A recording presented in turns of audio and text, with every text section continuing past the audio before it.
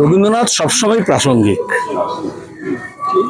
শান্তি তো বটেই, শান্তির জন্য তো বটেই, এবং যুদ্ধের যখন দামা বাজে তখন আরও বেশি রবীন্দ্রনাথের দরকার হয়। আমাদের এই উপমহাদেশ শুধু নয়, শুধু এশিয়া নয়, গোটা বিশ্বে। এই জন্য তো উনি বিশ্বকবি, এই জন্য তো। আর তিনি যা বলেছেন সেটা যুগোত্তীর্ণ, কালোত্তীর্ণ।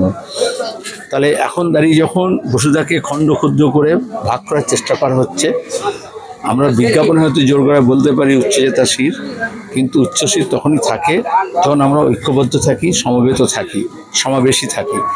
সেজন্য আজকে রবীন্দ্রনাথকে তার এই জন্মদিনে আমরা শ্রদ্ধাভক্তি জানাচ্ছি, তাই নয়, মানুষকে, মানবতাকে বাঁচানোর জন্য আবার রবীন্দ্রনাথের স্মরণ নিতে হচ্ছে। পাশাপাশি দেখা গেল যে গতকাল আবারও যেভাবে প্রত্যাঘাত হলো, কি বলবেন সেই পরিস্থিতি এখনো পর্যন্ত? আসলে এই আঘাত প্রত্যাঘাত এর একটা ধারাবাহিকতা। এরকম যুদ্ধে কেউই জয়ী হয় না, আর আজকের বিশ্বে কেউ কারোর দেশ দখল করে নেয় না। তা যদি হতো তাহলে ইউক্রেন যুদ্ধ এতদিন ধরে দীর্ঘস্থায়ী হতো না, এবং রাশিয়া এবং ইউক্রেনের মধ্যে এই গোটা বিশ্ব বলতো যে শান্তির জন্য আলোচনা করো, তো তারপরে যুদ্ধ চলতে থাকতো। যুদ্ধ মানে ধ্বংসলীলা, এবং যত বেশি যুদ্ধ দামা বাজবে তত আরও জোর গলায় বলতে হবে যুদ্ধ কোনো সমস্যার সমাধান নয়।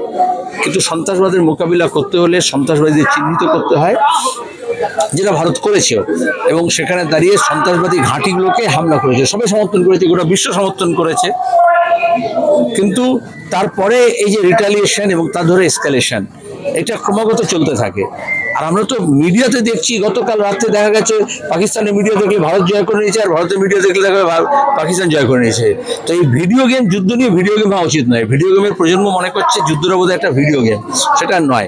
আসলে সীমানায় যে মানুষ আছেন, কালকে রাতে জম্মুতে আমরা দেখেছি, তার আগের দিনে জম্মুতে, রাজৌরিতে দেখেছি, যেখানে দাঁড়িয়ে মানুষের ত্রাহি ত্রাহি রব হয়। কারণ যুদ্ধ তো সেনাদের মধ্যে হয়, কিন্তু আসলে যে নিরীহ মানুষ, সাধারণ গ্রামবাসী, সাধারণ নাগরিক, তাদের জীবন দুর্বিষহ হয়ে ওঠে। আবার দুই দেশের সরকারই তাদের দেশের মানুষের জীবনকে দুর্বিষহ থেকে সহনীয় করে তোলার জন্য যে পদক্ষেপ সেটা নেয় না, কিন্তু একে অপরের জনগণকে, তার জীবনকে দুর্বিষহ করতে উৎসাহী হয়ে যায়। এই জন্য সবসময় খেয়াল রাখতে হয়, রবীন্দ্রনাথকে এই জন্যই স্মরণ করতে হয়।